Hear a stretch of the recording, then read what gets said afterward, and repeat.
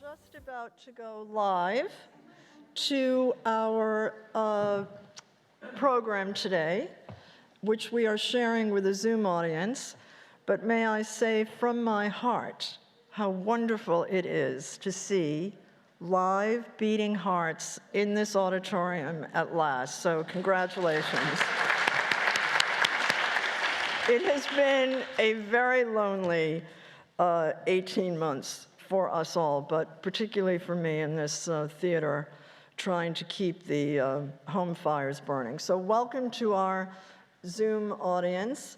I regret that today we cannot entertain any questions because my little trusty computer ally is taking a well-deserved day off, but we will be able to have questions for the guests that we have in the auditorium today, and that will be from the microphone at the end of Peter Dazeley's presentation.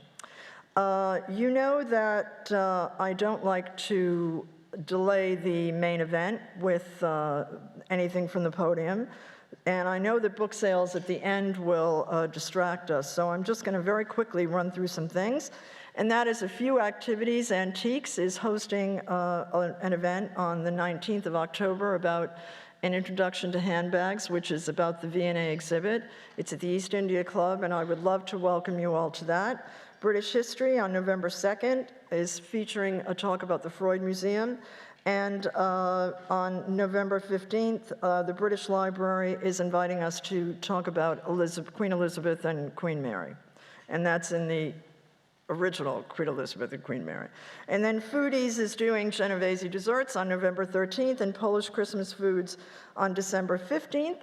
And for those of you who are new members or guests and considering becoming a member, we are hosting a new members coffee at the Royal Thames Yacht Club on October 20th at 10:30. If you have not received an invitation to that, please contact marketing at kcwc.org.uk, or if you'd like to attend, to just be reacquainted with what KCWC is, we'd be very happy to have you. And then I'm going to make my plea, and that is, you've all noticed a slide that we had up here that said nothing but volunteer, and that's because the situation is rather urgent. I don't usually run to the hairdresser to get my hair colored, but I did before this meeting because it was so gray down to the roots out of sheer exhaustion. And I was thinking of bringing many hats today to tell you all that what we do does not happen by a miracle. It happens by the volunteer spirit of all of our members. And right now we have a very few members who are extremely tired, and they really are encouraging you to answer a call that has come from the nominating committee and from me at several previous meetings to please consider joining us in any way that you can. That doesn't have to be torture. It actually can be quite a lot of fun. And it's a great way for your face to be known to others and for us to get to know you. And I really am hoping that members will nominate themselves and understand that without that happening, the wonderful events that are in our newsletter, these general meetings that happen every month, the hospitality lunches, the new member coffees, the emails that are instantly answered, the website, all of these things happen because we are a completely volunteer organization. We have one paid employee, and we really, honestly need your help. So I am going to believe that my husband's story to me that I'm very persuasive will work. I came out of the wilderness of retirement, and I would very much like to go back to my cave with the other fossils that are there and pass KCWC on to a newer and younger generation, and that requires a few of you, please, to step up. So when I get home, I know in president@kcwc.org.uk, I will have many emails to make my weekend joyous. Now, enough said. So we welcome today a topic I have long wanted to discuss, and that is London theater, and we are very excited to be able to have Peter Dazeley with us to help us do that and walk us through several of his books, not least London Explored, which is hot off the press today. I believe we are the first to actually see this book. But today we'll be talking about London theaters. Peter has been awarded the highest distinction of the Royal Photographic Society, a fellowship in 2013. He's heralded worldwide for his award-winning images. Born in West Kensington, he works from a local studio in Chelsea, so he is a homegrown visitor.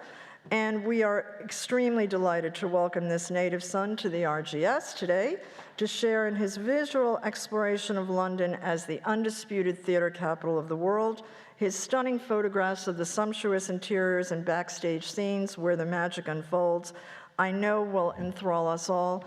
And I welcome Dazeley. Thank you so much.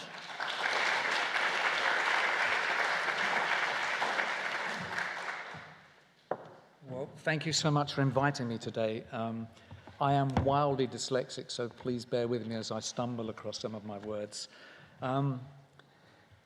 The book has words by Michael Coveney, the theatre critic, and a wonderful foreword by the actor Sir Mark Rylance. I would have been happy for a paragraph, but he was so generous with his time, he wrote a wonderful 1,800 words about the life of an actor working in different theatres and how the theatre affects the actor's performance. And requirements like boxes are only for audience, not for lighting or musical equipment. The weird thing about theatres is that we buy our ticket, we sit down, we look forward in the dark to be amazed and entertained. We never see the beauty of our wonderful theatres and their heritage. There is something really special about the atmosphere in these theatres. You kind of feel the performances over the years are in the fabric of the buildings. So we start off at the Royal Opera House opposite the old Bow Street Magistrates Court. This is the view from the stage. There have been 3 theatres on the site since 1732, each increasing in size. The theatre now standing was designed by Edward M. Barry, the son of Charles Barry, the architect of the Palace of Westminster. The auditorium, looking very much as it did in 1858, a real mass of red and a beautiful building. This is the Royal Box in the Opera House. I was told that in the past it had a mirror in it for Queen Victoria, for her privacy, so that she or her ladies-in-waiting could watch a show without revealing themselves. This is the lighting bracket 1 to 6 lowered onto the very large stage. There are 10 floors in the building. Sorry, there are 100 people working in there, and there are 60 pianos.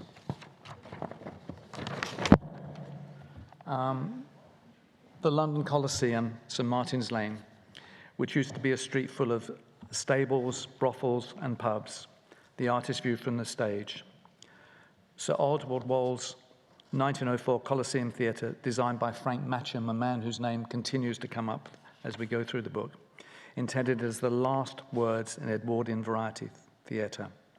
The most spectacular setting with the wildest proscenium in town. The foyer, the staircase in the foyer, this is a marble lion. It's said to have the face of Oswald Stoll. The ceiling with a glass dome, and as we go back in time, a smoke outlet for all the smokers. So how theatres have changed. And a view of the stage with its Roman-style auditorium. The Palace Theatre on Cambridge Circus. It took 2 years to build, was funded by the profits of Gilbert and Sullivan shows by the impresario Richard D'Oyley Carte. The wonderful stage door entrance. The world's greatest artists have passed and will pass through these doors, which I think is lovely. At present is the home of Harry Potter and the Cursed Child, a very expensive show, an amazing 5-hour play in 2 halves with a 3-hour interval. So you can actually watch it on the day or watch it over 2 days. It's won 9 Oliviers and 6 Tony Awards. This is the release for the safety curtain, also known as the iron, the water drencher and the stage lantern. I'll talk a little bit about that later. The Theatre Royal in the Haymarket, one of my favourite theatres, was originally the theatre in the Hay because it was built around the 16th century stables to the fine houses, so it was kind of a messy place. The theatre was sold by the Crook family in 2018 to Access Entertainment for around £45 million. This is the view from the Royal Box. The theatre has now been restored with gold leaf to its 1904 Louis XVI decorative scheme. And for the pleasure of the royal visitors, this is the royal receiving room, complete with a fire. And in the back of the picture, you can see through to the Royal Box itself. Sorry. The Theatre Royal Drury Lane auditorium from the Royal Box, one of the London's most famous and the biggest of the West End theatres, where Charles II met orange seller and actress and comedy actress Noel Gwynn, who became his mistress. This picture is the view from one Royal Box to the other and goes back to when King George III and his son, the Prince Regent, hated each other. So we've ended up with the only theatre with two boxes looking at each other. This is the Stars' dressing room when they get to have it decorated as they wish, and written on it, I don't know if you can see it in lipstick, as somebody has written as "Go Get It, Chick," which is lovely. This is girls' quick change backstage. This is to save them going back to their dressing rooms. And this is the bell from the show Gone with the Wind, which is backstage at the theatre now and is rung on every last night. The previous pictures were taken before the recent £60 million refurbishment by 60 million refurbishment, 60 million plus probably. And this picture shows this. So for the second edition of the book, I didn't have the chance to wait for them to finish it. But to give you an idea of the scale of things, the scaffolding alone for the work was in excess of £1 million. The theatre is now open and doing very nicely with Frozen. Her Majesty's Theatre in the Haymarket, home of Phantom of the Opera, a view from the stage. The interior inspired by the Opera House in Versailles. The prompt desk, stage left, with the phones and the switches and the TV monitors. The technical name for this is a thunder run. In the old days, to create the sound of thunder, they would put a cannonball in and let it crash down through the woodwork. Sadly, they have no longer any cannonballs. And this is one of the trapdoors under the stage where the Phantom appears and disappears. Shaftesbury Theatre in Bloomsbury, Actors View, 1911, Grade 2 listed, where the rock musical Hair ran in 1968. This only happened after the Lord Chamberlain's power of censorship from 1739 came to an end. This is the grid built by Bertie Crewe on Shaftesbury Avenue. It features steel cables and pulleys, the first entirely steel-framed theatre with no pillars in the auditorium. The Victoria Palace Auditorium from the stage. Frank Matcham's original Variety House cost £12,000 to build in 1910. Cameron Mackintosh spent over £60 million for this beautiful refurbishment and reopened in 2017 with the premiere of Hamilton. The theatre from the Grand Circle, showing a little bit of the Hamilton set.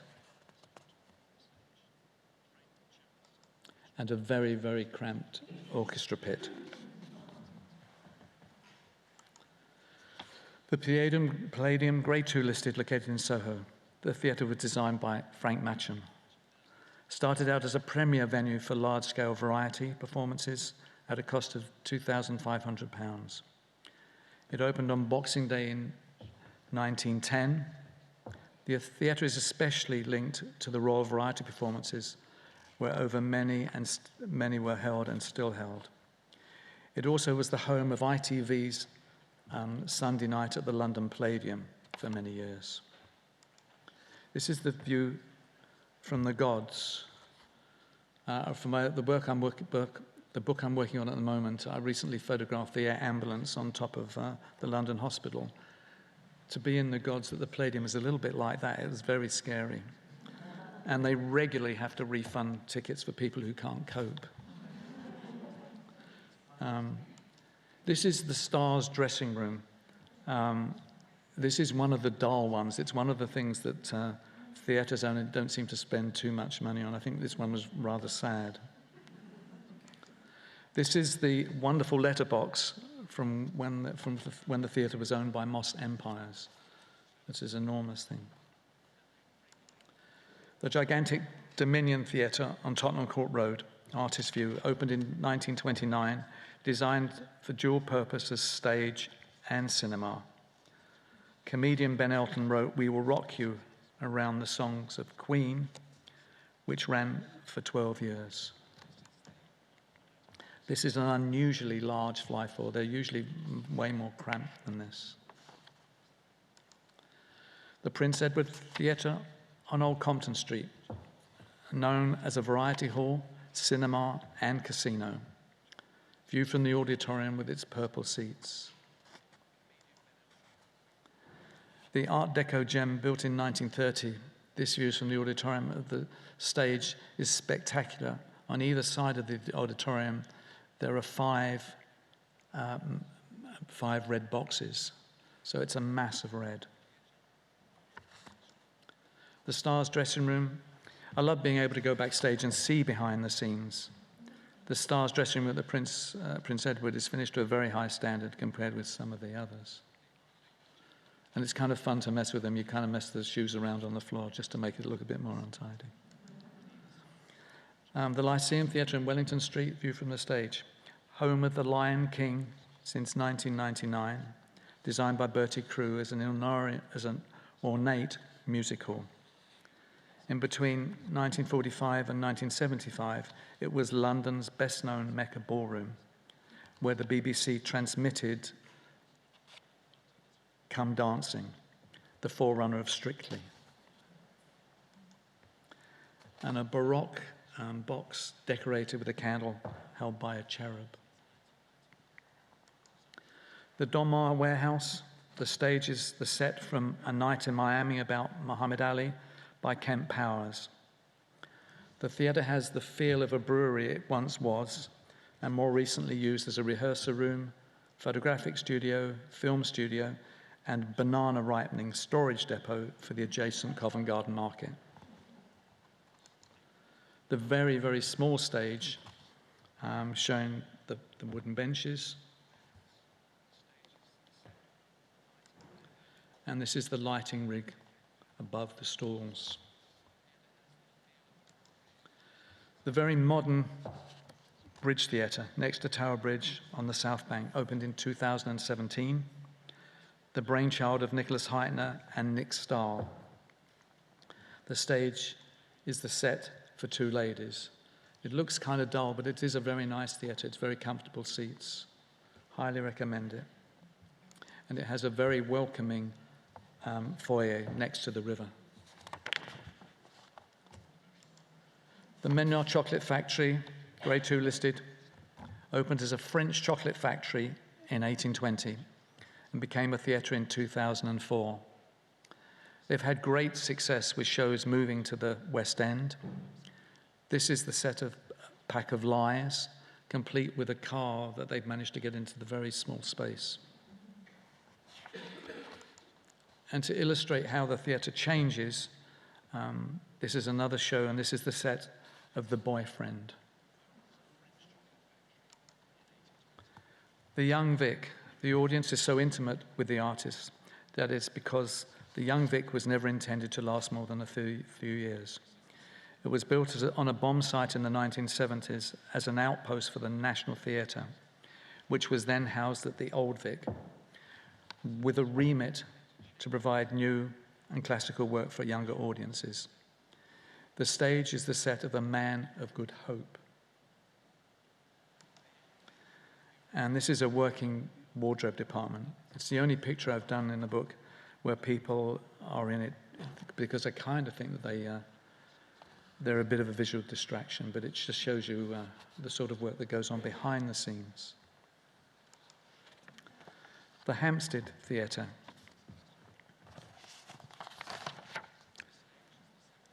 Showing the foyer. The auditorium is enclosed in a huge zinc drum, resembling the hull of a ship.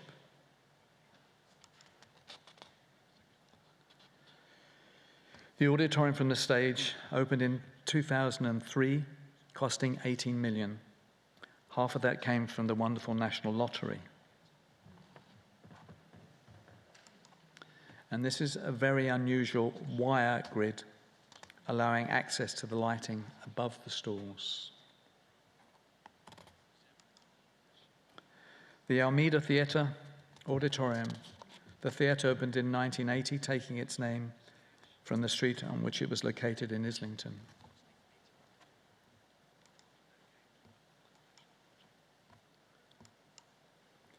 The set shown in this picture is Richard III, which was starring Ralph Fiennes. The theatre produces a wide range of drama. It was a former Victorian lecture hall and home for the Red Cross. Another rather basic dressing room.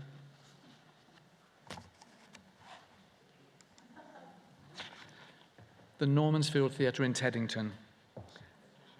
A view from the balcony. A gem of a small lost Victorian playhouse, still used for concerts and music hall evenings, preserved with the help of the Heritage Lottery Fund in 2015. The theatre nestles in the grounds of Langdon Park. It was built in 1879 for the recreation, entertainment, and therapy of the Down syndrome patients by the pioneering physician John Langdon Down. Some of the Victorian scenery on the stage.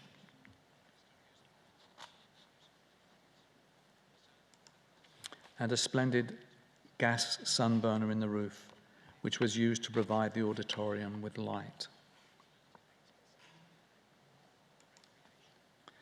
The other palace in Victoria opened in 2012 as the St James's Theatre. It was built on the site of the former Westminster Theatre, which was damaged by fire in 2002 and subsequently demolished. It also has a separate small studio there as well, and the auditorium from the stage, where there are seats for 312 people. The Sondheim Theatre on Shaftesbury Avenue. The auditorium from the box, recently reopened after refurbishment in 2019 as the Sondheim. It was previously called the Queen's Theatre and now is home for Les Mis. The actor's view from the stage. It is a beautiful refurbishment.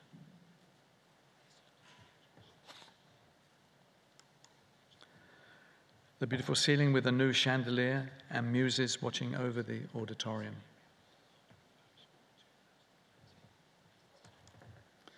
The Les Mis plaque on the pavement outside, the world's longest running musical.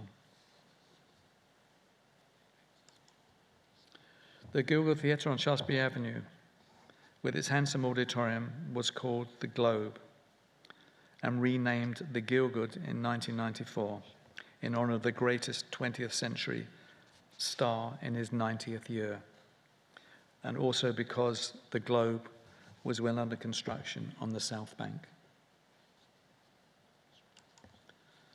This is the view of the substage area, showing trapdoors and props.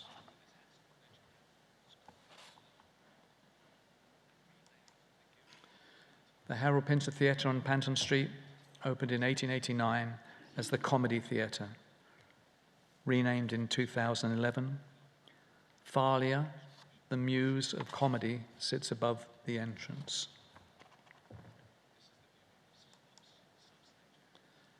This is the auditorium from the dress circle, with a very unusual colour scheme. But it has also a wonderfully ornate ceiling.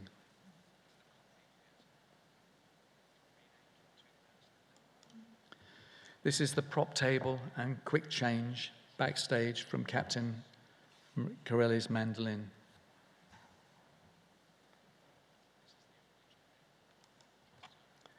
The Noel Coward Theatre on St Martin's Lane, the auditorium from the Royal Box.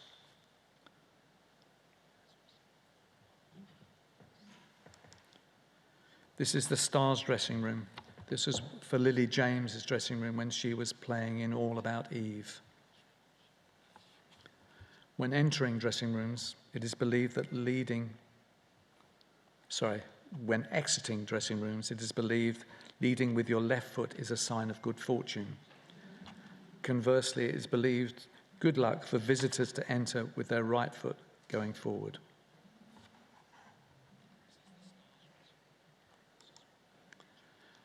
This is the grid looking up from the stage. The grid is the support structure of the fly floor.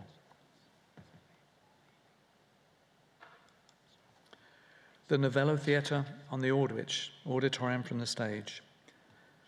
The Novello Theatre was named in the honorary of Ivor Novello, who lived in a flat above the theatre. It had long runs with Buddy and Mamma Mia, the latter popular with drunken hen nights, where they had to hire extra security to cope with the raucous behaviour. The Royal Box showing Cameron Mackintosh's 2005 refurbishment.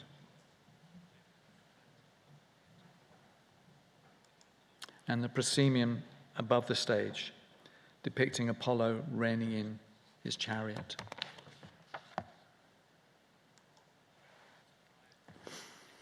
Shakespeare's Globe, actor's view from the stage. An amazing tribute to Sam Wanamaker, the American actor with an obsession for Shakespeare. In 1997, he was responsible for recreating the Globe beside the Thames at Bankside. It's exactly how it would have been, just like going back in time. No roof and left to the elements. There are 900 seats on pine benches. The view from the lower gallery, with space for a further 700 standing.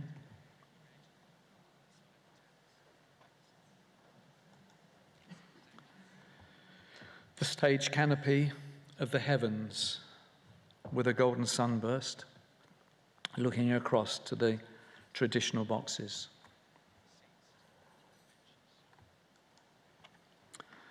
The stage, a stroke of genius was to make an unexpected appointment of their first creative director in actor Sir Mark Rylance, whose determination to investigate and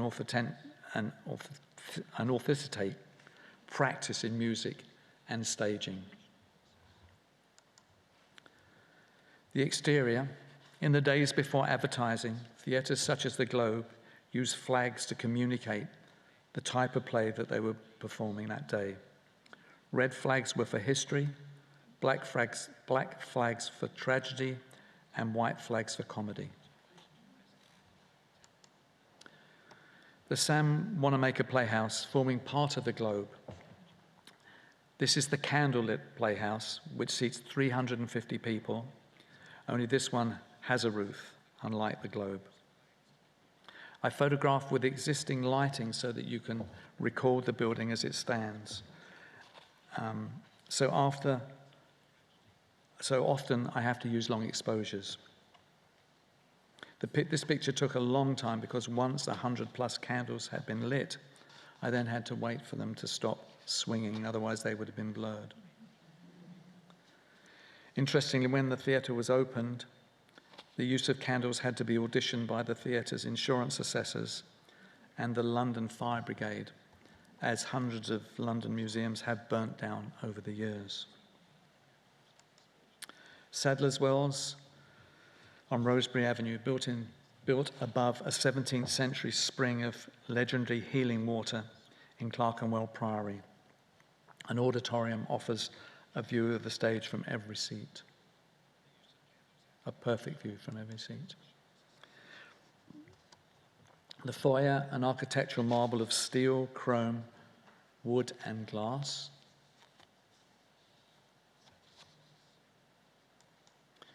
And this is the Clerkenwell itself, preserved for all to see under glass flooring.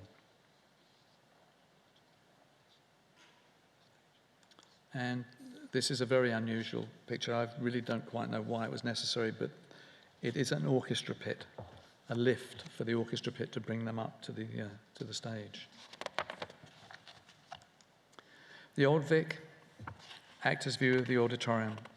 The theatre was founded in 1818, making it one of the oldest and most important theatres in London.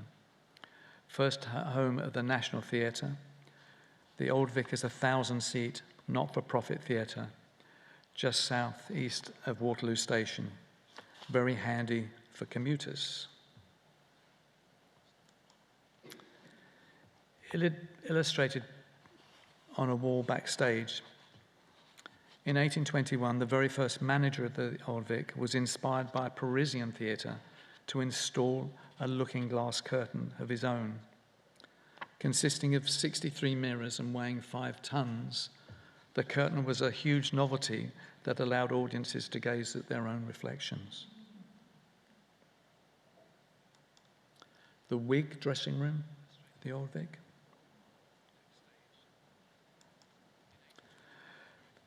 The Littleton Theatre, a wonderful 1960s concrete front of house, board marked for texture.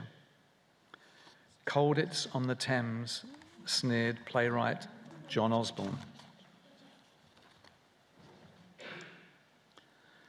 The stage from the Circle, showing the set of 3 days in the country.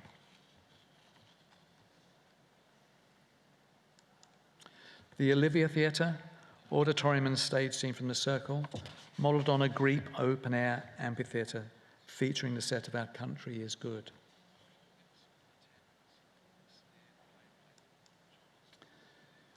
The National Theatre is full of very many different sorts of workshops. This is the dye room, a very large room just responsible for dyeing costume and for props. The communal green room. There are tours of the Nationals that are available. It's well worth going and seeing behind the scenes. The Royal Court Theatre on Sloane Square at the end of King's Road, the auditorium.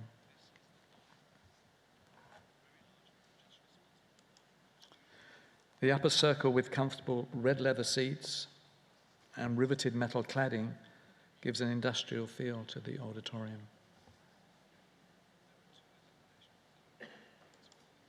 A modern grid above the stage.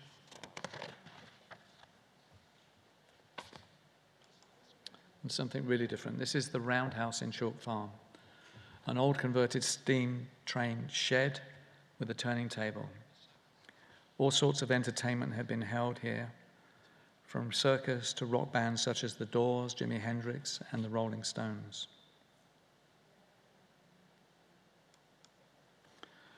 This is the stage. A spectacular 30 million redevelopment was done 20 years ago.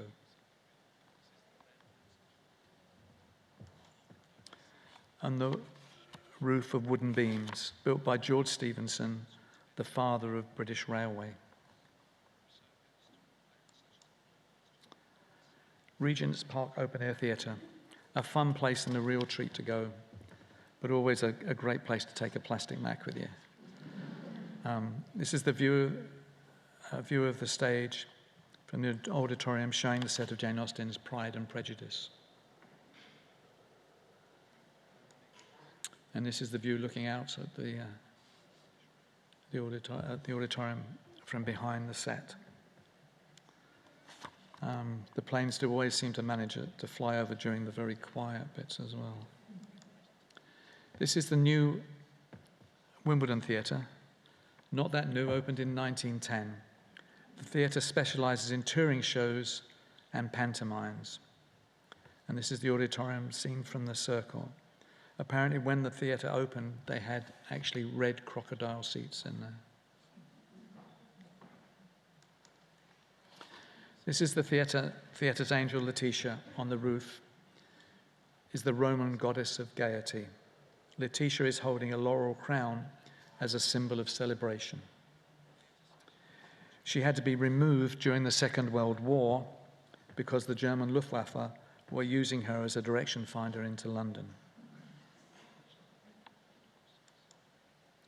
Printed on bricks backstage, depicting stars and shows over the years.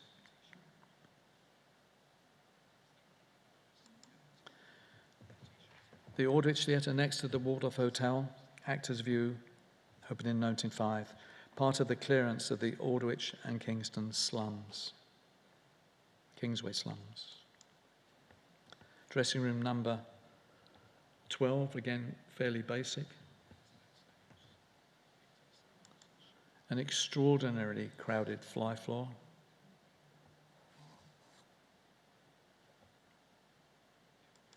And the very large sound racks substage.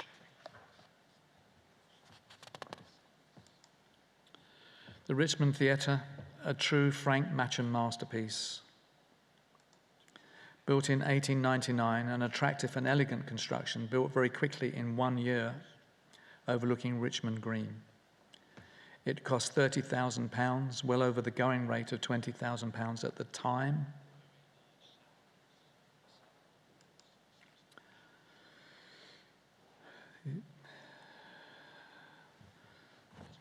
This one seems to have slightly got away from me. This is out of order. This is the gas-powered sunburner surrounded by plaster with scenes of Shakespeare.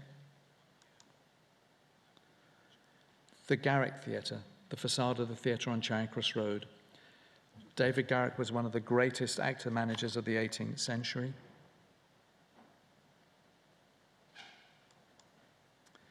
The auditorium from Box E, showing a lovely Renaissance plasterwork and decoration.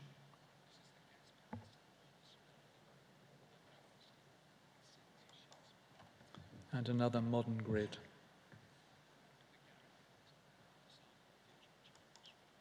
The Vaudeville Theatre, Actors View, the third theatre on the same site in the Strand. It was something of an Art Deco treasure of the 1920s.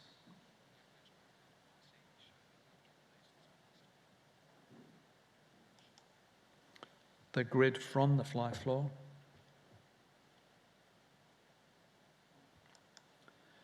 And the lantern acts. In case of fire, to bring the safety curtain, to bring down the safety curtain so that the fire is contained. The glazed section of the roof automatically opens, which produces an updraft. This in turn stops the fire spreading into the auditorium and prevents a build-up of smoke at stage level. One theatre I did visit, somebody had done that by accident, and the stage had got completely soaked. The Playhouse Theatre auditorium, we're slightly adrift again. This is the Playhouse Theatre, the wheel for the Pitlift substage. It still has a working thunder run with cannonballs. Lots of the backstage mechanism, winching machinery, all made of timber, reinforcing the idea of a theatre as a ship. So much of this kind of work was built by sailors, and off-duty sailors were recruited to run the hemp rope fly floors, hence the term crew. Whistling was developed by the sailors as a signal to cue the fly commands. Recreational whistling was forbidden to prevent accidents happening, and to this day, whistling in theatres is still considered bad luck. The original Thunderbolt with cannonballs And the theatre now is being completely turned around and turned into the Kit Kat Club for cabaret. So it's going to be tables and chairs and being able to eat dinner there at the same time. It's starring Eddie Redmayne as the MC, and I've already got my tickets. It sounds like it would be a fantastic thing to go see. The Adelphi Theatre from the Circle, historically theatre specialising in comedy and musical theatre. It's on the Strand with an Art Deco frontage and was renovated in 1993 by Sandra Lloyd Webber. Afterwards, it opened with Sunset Boulevard. The fly floor looking down to the stage.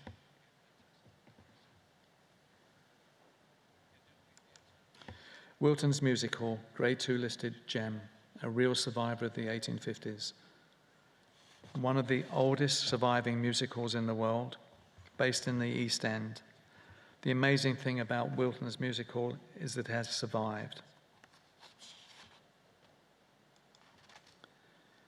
It has been minimally restored. Walls have been left flaking with bare brickwork. Wooden benches at the back of the theatre with cast iron barley sugar pillars.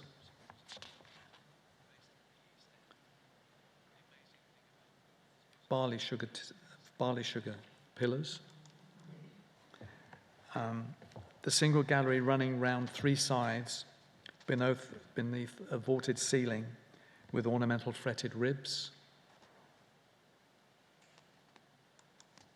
And the glorious actors' view from the stage.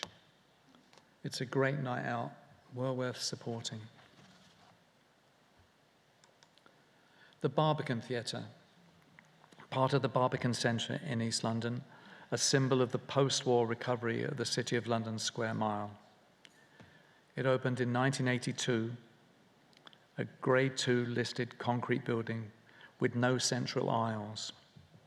The seating where every row has its own door, and as the lights dimmed at the beginning of a performance, all the doors close in unison.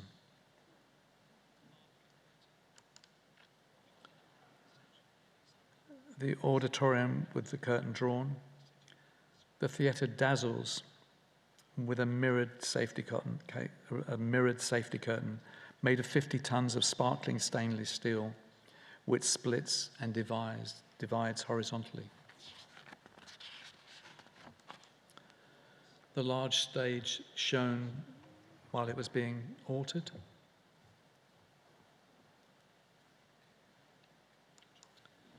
And now we're on the fly floor. The whole fly floor seems to be controlled by just one small laptop computer.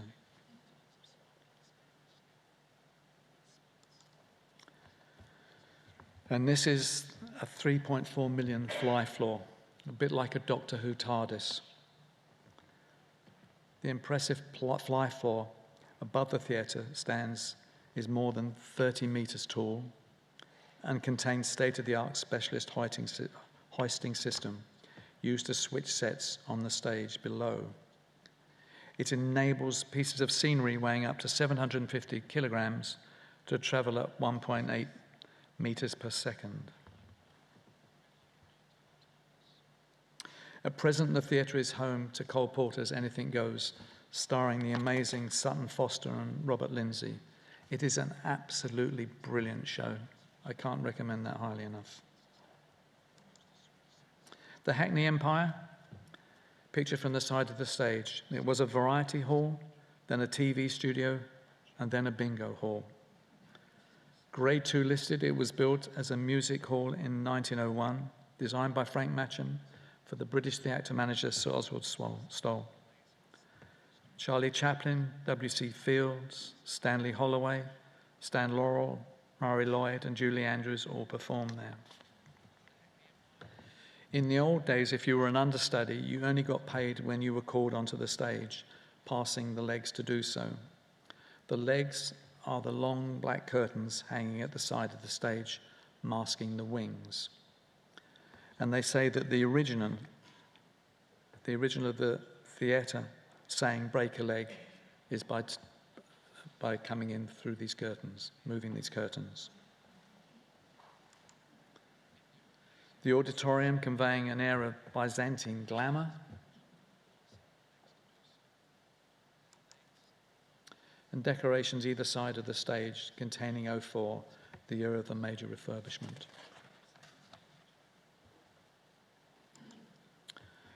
The Theatre Royal Stratford East, the bronze statue of theatre director Joan Littlewood by Philip Jackson. She was called the mother of modern theatre. And in the 1950s, her theatre company included Barbara Windsor, Harry H. Corbett, and Richard Harris. The fly floor and the grid. I'm going to speed up a little bit, I think. Set of Hotel Cerise by Bonnie Gear, seen from the Horsesheep Stage Dress Circle. Cartoons by Terence Leary Parks depicting backstage staircase.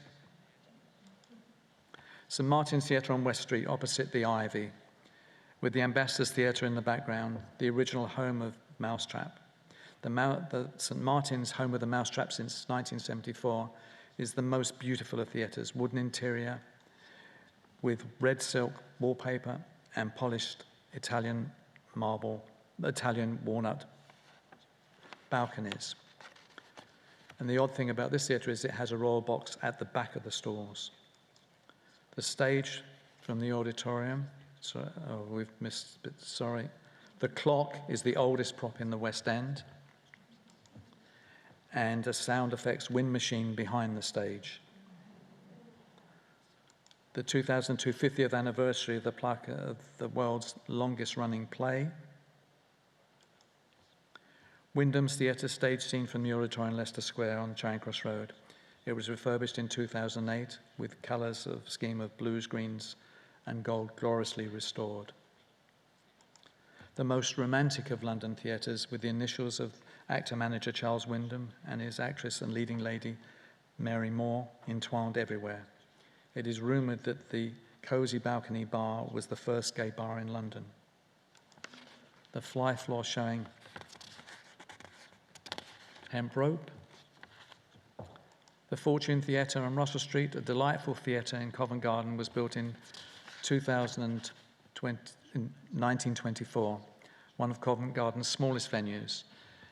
It installs a sense of both atmosphere and intimacy. The Fortune Theatre is most famous for its hosting of the current production, The Woman in Black, which has played in the theatre since 1989 and is the second longest running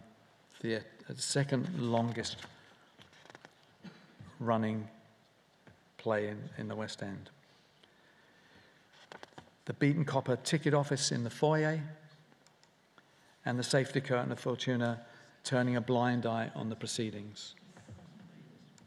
The Phoenix Theatre on Charing Cross Road, home of the Blood Brothers for over 21 years, built by Sidney Bernstein, impresario, in 1930, entrance to the stalls like an Italian villa. The auditorium from the stage from the auditorium, and the Blood Brothers queue on the second act, preserved on the Fly for Prosperity. Criterion Auditorium, built in 1873 on the site of a 17th century coaching inn, immediately adjacent to Eros on Piccadilly Circus, opened in 1874 as a concert hall. The ceiling of the box office in the foyer, and the Lady Criterion Sculptor. The Duke of York's Theatre, not a popular name to have at the moment, is on St. Martin's Lane, viewed from the stage of J.M. Barrie's Peter Pan, first flew in Netherland here in 1904. 8 years later, on the same stage, a boy actor named Noel Cowell played Slightly in One of the Lost Boys. A copy of the 1929 signed agreement to form the Actors' Union Equity in the Bar. And the Savoy Theatre, an Art Deco box office opened. It was opened by Richard Doyley Cart in 1881, destroyed by fire in 1990, reopened fully restored 3 years later, next to the Savoy Hotel. It was the first public building in the world to be lit by electricity. The unusually coloured seats. Apparently it was because it makes the audience look bigger to the artist on the stage. I'm not sure I understood that. A beautiful Art Deco fire escape sign. The view of the auditorium of the Art Deco masterpiece. And finally, a stage door lantern that was found under the stage at the Duke of York's. Thank you for letting me share my book with you. I will be delighted to answer any questions.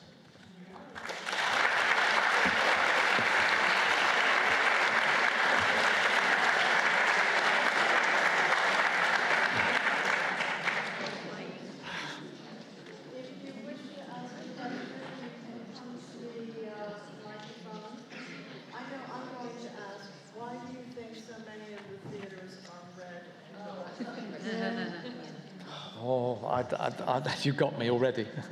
I don't know. But it does seem a trend. Well, one of the things that I was trying to do was not create a picture of red seats, which I think I've achieved, but there certainly are a lot of red theatres.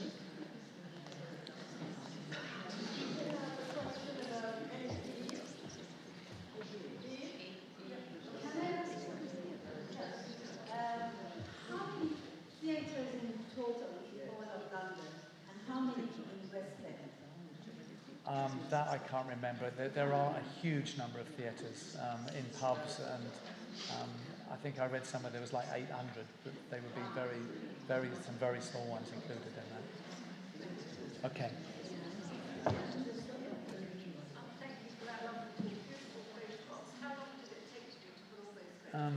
This was only about a year. Two of my previous books on London had included little bits about theatres, or featured some theatres. My publisher seemed to think it would be a good idea to do a theatre book, so I jumped at it. But once you get into that, all of the theatre groups kind of want all their theatres in it, so it was kind of a bit of a battle. And there are so many. This book is the second edition, so it had some changes and some newer theatres in it. Thank you very much. I have two questions and comment. One is on design, because a lot of the theatres you showed us, particularly in the West End, are very similar in design, until we get the National and the Barbican, where we also have a lot of machinery on the stage that have created effects that were not possible in West End theatres. Absolutely. And of course now we also have the Bridge Theatre with very flexible seating, and it's absolutely amazing. I've been going to the Bridge since it opened, and I'm always delighted with their productions. So if you can tell us a little bit about that evolution of design and where we're going. And my second question was that, I mean, there are an awful lot of theatres. How have they survived? The point is the content. And I wonder if you can say anything about the content, the kind of plays that they put on that have attracted audiences from really all over the world. Can I ask you to be closer to the mic, please, okay. because I can't hear So you. you got me on a lot of things there. I mean, a lot of people kind of think that the old theatres are much nicer. I mean, a lot of criticism of the National and the South Bank. They are incredibly expensive. They are incredibly expensive to run with a lot of staff. They've had a very tough time. At one stage during the pandemic, Andrew Lloyd Webber did kind of say that he thought they might all be bought by the Chinese.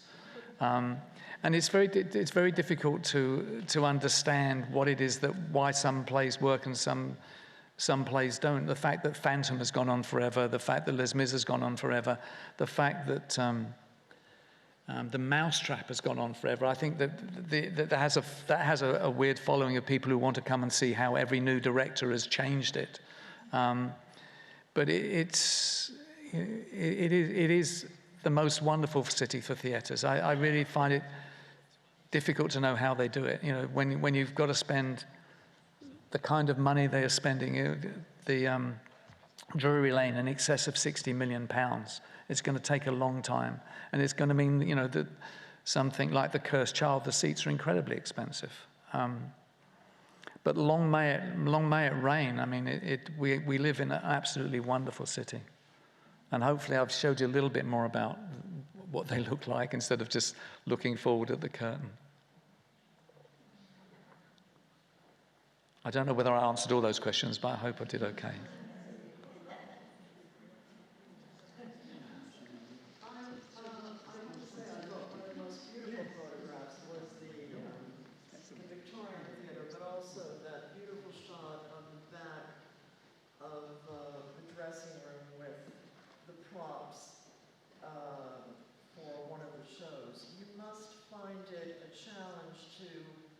Frame your photographs to decide what it is that the vantage point is going to be. And I was asking too about the evolution of how you feel about digital film, digital versus, you were trained, you were telling me, with glass plates. Can you tell us just briefly a little bit about your evolution as a photographer?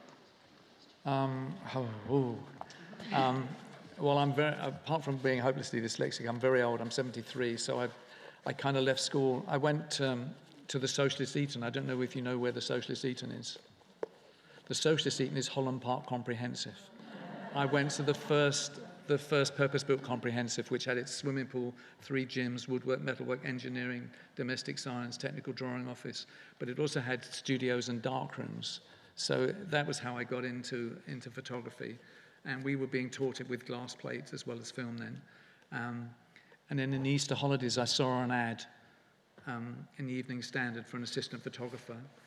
And I went along for an interview with my mum. And they gave me a job, and I never went back to school. And so I learnt through the craft of evolving. Digital photography is the most fantastic thing. I'm sure I have an audience full of photographers because the phones are just so great.